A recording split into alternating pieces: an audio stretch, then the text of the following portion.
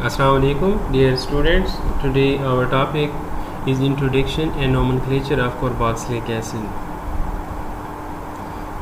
In this we study introduction of carboxylic acid, common names, IUPAC name, boiling point of carboxylic acid, solubility and substituent effects on the acidity of carboxylic acid.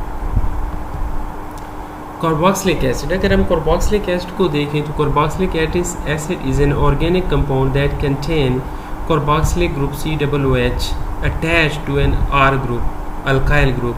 The general formula of carboxylic acid is RCOOH with R referring the alkyl group. अगर हम इस general formula को देखें तो इसमें हम देखते हैं कि ये आपके पास एक कार्बोक्सिलिक एसिड है, ये जो जिसको रेड उससे रिप्रेजेंट किया गया है साइड ग्रुप है, that is called alkyl group. ये आपके पास इसमें कार्बोनिल ग्रुप है और ये आपके पास हाइड्रोक्सिल ग्रुप है। कॉमनली हम इस पूरे ग्रुप को कार्बोक्साइल ग्रुप कहते हैं।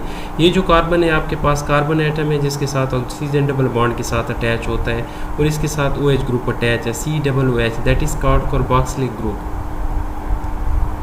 कॉमन नेम की तरफ अगर हम आते हैं तो जो सिंपल आपके पास से एसिड हैं उनको कॉमन नेम से ज़्यादा वो जो है ना जाना जाता है। जैसे आपके पास फर्स्ट ऑफ ऑल हम देखते हैं फॉर्मिक एसिड, फॉर्मिका जिसको फॉर्मिका से निकला है, जिसको जो है ना एंट के चूँकि उसमें पाया जाता है इस वजह से इसको फॉर्मिक एसिड कहते हैं। सिमिलरली एसिटिक एसिड चूँकि विनेगर में होता है इस वजह से इसको एसिटम कहते हैं। इसी तरह प्रोपायोनिक एसिड चूँकि फर्स्ट साल्ट है इस वजह से इसको कहते हैं। ब्यूटायरिक एसिड चूँकि बटर से निकला है इस वजह से इसे ब्यूटायरम कहते हैं। इसी तरह जो है ना आपके पास अगर मैं दिखाऊँ ये कैप्रोइक एसिड कैपर गोड को कहते हैं। तो ये उन कॉमन नेम की वजह से ये जो है ना जाने जाते थे।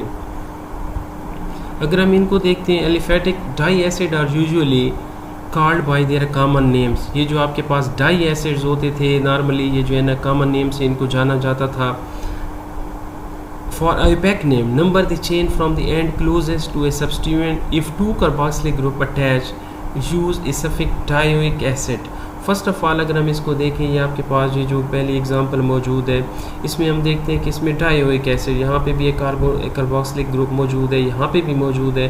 तो हम नंबरिंग ऐसे एंड से स्टार्ट करेंगे ताकि कम से कम नंबर सब्स्टिट्यूएंट को मिले। तो यहाँ से हम नंबरिंग स्टार्ट करेंगे 1 2 3 4 5 और 6। तो ये आपके पास क्या बन जाएगा 3 ब्रोमो हेक्सेन डायोइक एसिड। चूँकि आपके पास 2 डायोइक एसिड मौजूद है तो आपके पास 3 bromo hexane dioic acid. Similarly इसको कॉमन नेम हम बीटा ब्रोमो एडिपिक एसिड भी कहते हैं। और ये जो आपके पास बीटा हमने जाहिर किया गया ये जो आपके पास कार्बोनिल ग्रुप होता है जो C डबल बॉन्ड के साथ अटैच होता है दैट इज़ कॉल्ड अल्फ़ा, और उसके साथ वाला जो कार्बन होता है that is called beta gamma, और उसके साथ जो है ना आपके पास क्या हो जाता है गैमा हो जाते हैं, अल्फ़ा बीटा गैमा और सिग्मा। ये जो पहला कार्बन होता है कार्बोनिल के साथ जो ग्रुप अटैच होता है इसको हम अल्फ़ा बीटा गैमा और ये सिग्मा। तो ये आपके पास जो है ना ये अल्फ़ा और बीटा पोजीशन पे चूँकि अटैच है तो इसको हमने नाम दिया है beta bromo adipic acid.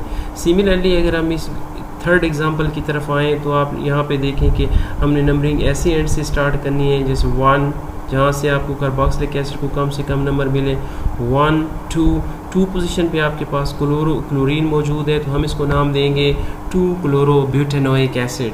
Similarly अगर हम यहाँ पे आते हैं तो यहाँ पे आपके पास चूँकि डबल बॉन्ड मौजूद है तो ये एक ट्रांस कंपाउंड है। तो हम अगर इसकी नंबरिंग यहाँ से काउंट करें 1 2 3 तो ये आपके पास 3 पोजीशन पे क्या मौजूद है फिनाइल ग्रुप मौजूद है। तो हम इसको नाम देंगे चूँकि अपोजिट डायरेक्शन में मौजूद है 2 बल्कि ग्रुप तो हम इनको नाम देंगे ट्रांस 3 फिनाइल 2 प्रोपीनोइक एसिड। चूँकि डबल बॉन्ड है 2 पोजीशन पे तो 2 प्रोपीनोइक एसिड हम इसे नाम देंगे। Naming carboxylic acid common name use for simplest acid. जो सिंपल एसिड होते हैं उनके लिए हम नॉर्मली इस्तेमाल करते हैं जैसे कि पहले मैंने कहा है फॉर्मिक एसिड। फॉर्मिक एसिड के लिए जो है ना हम एक और वर्ड भी इस्तेमाल करते हैं कॉमन है उसमें IUPAC सिस्टम में हमें मेथनोइक एसिड कहते हैं। इसी तरह एसिटिक एसिड है ethanoic acid pentanoic acid. Rules for naming carboxylic acid अगर हम इनके हम रूल्स देखें तो फर्स्ट ऑफ ऑल हम देखते हैं assign number 1 to carboxylic carbon atom and number longest chain including it. Replace A and E ending of alkane with OIC ending for dioic acid if two, अगर दो acid मौजूद हैं, दो carboxylic acid मौजूद हैं, तो भी उसके लिए आप डायोइक एसिड का वर्ड इस्तेमाल करेंगे। Number and name any of other substituent, carboxylic acid है priority over any other functional group but study, जितने भी फंक्शनल ग्रुप हैं उनके ऊपर कार्बोक्सिलिक एसिड प्रायोरिटी रखता है। Cyclic, cycloalkane carboxylic acid and aromatic benzoic acid, जो आपके पास साइक्लिक कार्बन है उनके साथ अगर आपके पास ग्रुप अटैच है कोई, तो उसको हम नाम देंगे साइक्लोअल्केन कार्बोक्सिलिक एसिड एंड एरोमेटिक को हम कहेंगे बेंजोइक एसिड। सिमिलरली अगर हम यहाँ पे इसकी एग्जांपल देखें तो आपके पास ये 1 2 3 4 5 6 और 7, ये आपके पास हेप्टेनोइक एसिड है चूँकि डबल बॉन्ड मौजूद है 6 पोजीशन पे, तो आपके पास 5 पोजीशन पे जो है मिथाइल ग्रुप अटैच है, तो हम इसको नाम दे सकते हैं 5 मिथाइल 6 हेप्टेनोइक एसिड। सिमिलरली यहाँ से हम स्टार्ट लेंगे 1 2 3 4 एंड 5, आपके पास पेंटानोइक एसिड बनता है, इसका जो है ना मेन चेन है।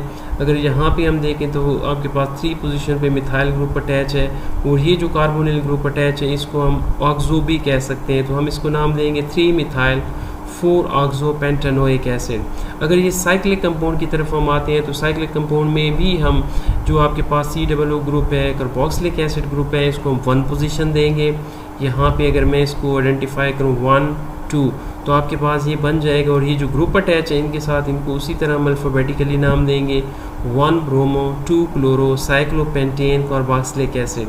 सिमिलरली अगर बेंजीन के केस में हमने कहा है तो इसको हम बेंजोइक एसिड का नाम देते हैं। ये जो पूरा ग्रुप आपके साथ मौजूद है एरोमेटिक रिंग के साथ, ये जो एरोमेटिक होते हैं बेंजीन के साथ, benzoic acid.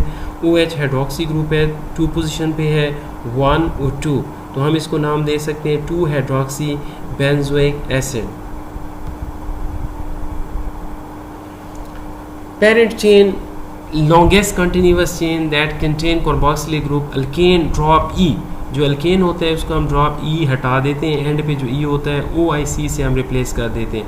Aromatic acid are named as benzoic acid, जैसे कि हमने पहले भी एक एग्जांपल देखी है, अल्फा हाइड्रोक्सी बेंजोइक एसिड है, alpha hydroxy benzoic acid. Similarly अगर हम यहाँ पे आ जाएं दूसरी इस पोजीशन पे, तो हम इसको काउंट करेंगे 1 2 और 3, तो ये आपके पास 2 पोजीशन पे जो है ना आपके पास मिथाइल ग्रुप अटैच है, तो हम इसको नाम देंगे 2 मिथाइल प्रोपेनोइक एसिड। सिमिलरली यहाँ पे 1 2 पोजीशन पे आपके पास ब्रोमीन ग्रुप अटैच है, तो इसको हम नाम देंगे 2 ब्रोमो ब्यूटेनोइक एसिड, चूँकि 4 कार्बन इसके साथ अटैच है। Naming cyclic carboxylic acid. Cyclic compound containing one or more COOH group attached to the ring are named by identifying the name of the ring followed by the word carboxylic acid or dicarboxylic acid etc.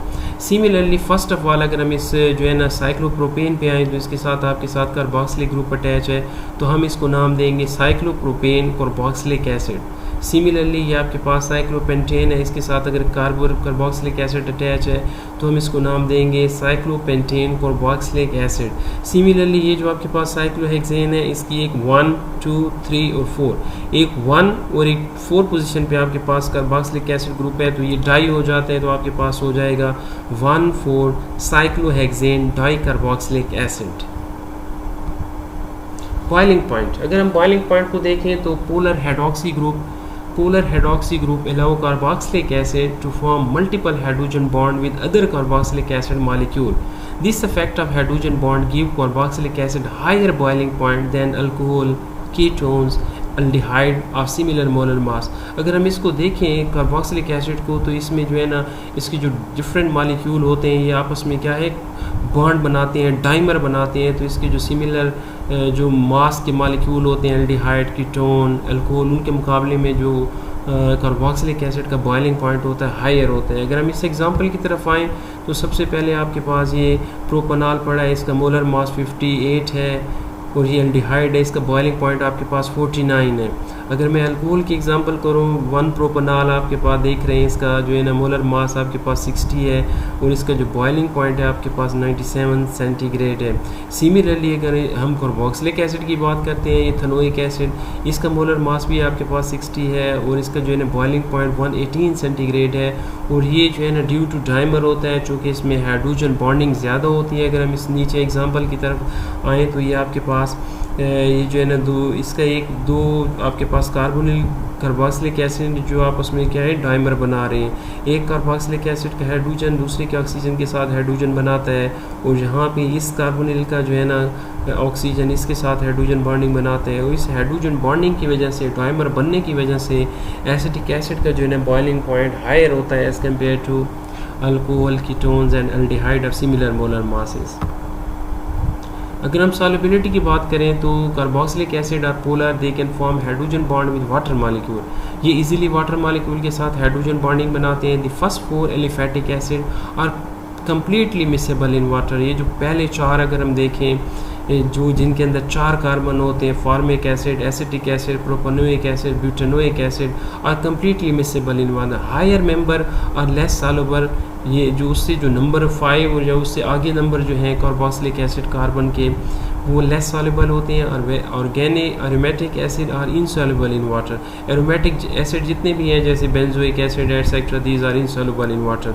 और इसकी reason क्या होती है? आपके पास hydrogen bonding है। अगर हम ये कि देखें आपके पास कार्बोनिल कार्बोक्सिलिक एसिड है, और इसका जो कार्बोनिल ग्रुप है ये वाटर के हाइड्रोजन के साथ हाइड्रोजन बॉन्डिंग बना रहा है। सिमिलरली ये जो आपके पास कार्बोक्सिलिक एसिड का जो प्रोटॉन है, हाइड्रोजन है, ये वाटर के ऑक्सीजन के साथ यहाँ पे हाइड्रोजन बॉन्डिंग बना रहा है। तो चूँकि ये पूरा जो कार्बोनिल कार्बोक्सिलिक एसिड का ग्रुप है वाटर के मॉलिक्यूल के साथ इन्वॉल्व होता है हाइड्रोजन बॉन्डिंग में, इस वजह से ये इजीली सॉल्युबल होते हैं in water. Substituent effect on acidity. अगर हम सब्स्टिट्यूएंट इफेक्ट को देखें तो डिफरेंट ग्रुप जो है ना electron donating, electron withdrawing group attach होते हैं कार्बोक्सिलिक एसिड के साथ, और उसकी एसिडिटी इंक्रीज और डिक्रीज करते हैं। फर्स्ट अगर हम एग्जांपल देखें तो आपके पास ये एसिटिक एसिड है। एसिटिक एसिड की पीके वैल्यू आपके पास 4.74 है। अगर इसके साथ एक क्लोरीन अटैच कर दिया जाए तो ये बन जाता है क्लोरो एसिटिक एसिड, और ये इसकी एसिडिटी इंक्रीज़ हो जाती है, इसकी पीके वैल्यू 2.86 हो जाती है।